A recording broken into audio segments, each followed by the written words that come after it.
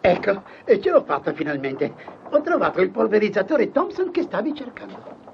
Ma veramente non mi pare un Thompson questo. Beh, sì, ecco, proprio Thompson non è. Però si può anche... Io direi che non sembra neanche un polverizzatore. Tu che ne dici? D'accordo, hai ragione tu.